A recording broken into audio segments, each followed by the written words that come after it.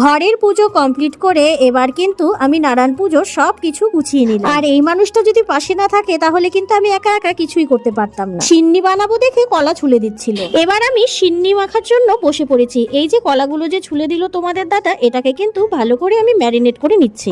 এখানে সিন্নি প্রসাদ মাখছি, তার জন্য কিন্তু ফার্স্টে কিন্তু আমি এখানে 15টা কলা নিয়েছি, তারপরে এখানে তালের পাল্প দিয়ে নিয়েছি আর নারকেল কোড়া, এরপর কিন্তু দিয়ে দিলাম গুড়, তারপরে কিন্তু এখানে আমি কাজুটাকে গুঁড়ো করে নিয়েছি, কিশমিশ, চিনি। এবার কিন্তু চিনিটা দিয়ে ভালো করে এটাকে মাখতে হবে। দিয়ে দিচ্ছি এখানে পরিমাণ মতন সুজি, পরিমাণ মতন আটা। এগুলো কিন্তু তোমাদের নিজেদের পরিমাণটা বুঝে নিতে হবে। আমাদের বাড়ির পুজোয় যেটুকু লাগে সেই হিসাবেই কিন্তু আমি এখানে দিচ্ছি।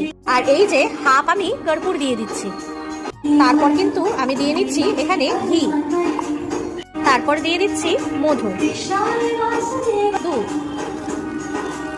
আমাদের বাড়ির পুজোতে যেহেতু 1.25 কিলো দুধ দিয়ে পুজো দেওয়া হয়, তাই কিন্তু এখানে 1.25 কিলো দুধের ভোগ দেওয়া হবে। এইভাবেই কিন্তু আমি সিন্নি প্রসাদটা রেডি করে নিয়েছি। 10:30টার মধ্যে কিন্তু আমার সব ধরনের কাজ কমপ্লিট হয়ে গেছে পুজো। আর 11টার মধ্যে কিন্তু ঠাকুর মশাইও চলে এসেছে পুজো করার জন্য। পুজোর সময় এই ধূপ ধুনোর গন্ধতে ঘরটা খুব সুন্দর লাগে। আর আজকে যেহেতু বাড়িতে দুটো পুজো হবে, তাই কিন্তু কাজেরও অনেক চাপ আছে।